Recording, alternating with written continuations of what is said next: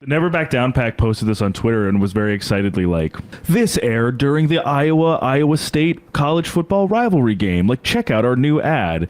And I'll pull it up in a sec, but just to give that context for people watching, that you're watching a college football game, and this is what this super PAC was like super pumped to show to viewers who were like, you know, watching a regional rivalry college week 2 college football game. But I'm just going to pull it up. Let's take a look at this ad from the Never Back Down PAC. It's a Republican PAC that supports Ron DeSantis. It's a Ron DeSantis PAC, and this ad apparently aired during a college football game. Let's take a look. Why do liberals have to ruin everything? Pushing their transgender insanity everywhere. Cheerleading, your daughter's locker room, Sports Illustrated, even the Miss Universe competition. That was Donald Trump's doing. Can transgender women compete? Yes, Trump let biological men compete in his women's beauty pageant. Now look where we are. Enough of this crap. It's time to end the insanity. We're not going to let you impose an agenda on our kids. We're going to stand up for our kids. We're going to make sure to do it right. That's what we're going to do. Yeah. Ron DeSantis for president. Never Back Down is responsible for the content of this advertising. Why do liberals... Oh my God. I mean, just ridiculous. I mean, clearly, Ron DeSantis's staff shakeup, where he got rid of a lot of his young online culture war brained staffers, didn't get out to his PAC. Because this is the type of stuff that he was running on in the very beginning when he first launched his campaign. And he quickly saw his ratings in the polls tank dramatically. Second of all, Republicans in general have clearly not learned their lesson from the midterms, where they ran on this stuff. They ran on what they call culture war issues. I don't think transgender people are a culture war issue. I think trans rights is a human rights issue. But in terms of how they view it in elections, they said there was like the Monday morning quarterbacking after they got destroyed by the Democrats and underperformed in many key races. They specifically had people come out and say in interviews, in articles and reporting, what were we thinking? Why were we focused so much on these issues? People did not care about trans swimmers and transgender beauty pageant contestants. People did not care. In fact, the one quote unquote issue they view as culture war issue that people did care about was Roe v. Wade, abortion rights, and they're on the losing side of that.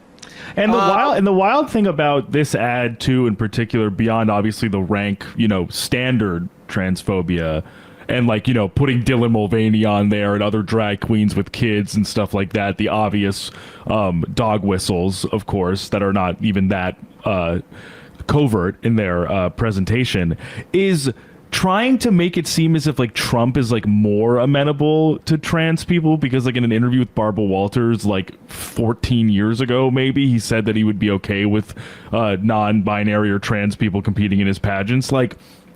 Trump goes out in every stump speech he makes, every single one, even if it doesn't seem like he has the same bloodthirsty, ferocity around his passion for disenfranchising trans people as DeSantis does, and goes through the motions of saying, I'm going to instruct the Department of Defense to not allow more trans people in the military. I'm going to basically abolish the Department of Education to make it so that schools that offer, either gender affirming schools that are promoting gender affirming care, or schools that promote LGBTQ plus education or books in their libraries, defund all of them, not provide them with federal funding. There is no universe where a primary voter would see chum in the water and be like, you know what? Trump is kind of a lib on this. Not even the people who might even be in the tank for DeSantis are dumb enough to believe that. Right. I don't believe that for a second that this would change the mind of anybody. it's bearing out in the polls. Like this ad isn't new news. This is what DeSantis ran on. I don't know who this ad is for. And if you're a Republican primary voter, you already know that there's no transphobe in the race bigger than Ron DeSantis. They're all transphobes, but DeSantis is the king of the transphobes. Right, like it's him. He doesn't need to if he's trying to remind you this again, it's like a futile effort because we don't need any reminding. This is the guy's shtick. And also Bindar, to your point about the polling too, I'm pretty sure I'll try and find the source of this, but I think there was one poll where, in terms of issue crosstabs or issue areas, there a lesser demographic of Republican voters was we don't like when DeSantis focuses or hyper focuses on the issues of wokeness. But then that same group was happy, was more supportive of that when Trump said it. So the problem is not the issue area. The problem is they just don't like him. Right. Could we watch that ad one more time? Because someone in the IMs pointed something out, and I want to see if this is the case. I need to watch it one more time just to be sure. I think they did say this. So I'm going to ask you to pause it. We're not going to watch the whole thing. So just play it, and I'll tell you when to pause. Why do liberals ruin everything? Pushing their transgender insanity everywhere. Cheerleading, your daughter's locker room, Sports Illustrated, even the Miss Universe competition. That was Donald Trump's doing, pageant. It did say first transgender cheerleader. Someone in the IM thought it said first male cheerleader, which would have been very funny if it did say that. Because that just means that the DeSantis campaign apparently missed out on every 90s teen comedy movie.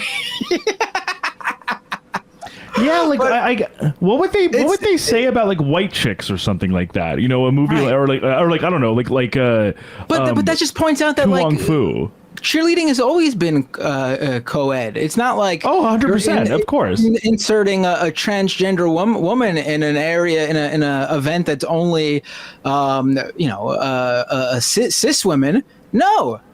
It's ridiculous. But I also want to point out that isn't it so funny how their whole thing is liberals are forcing this down our throats. I'm so sick of it.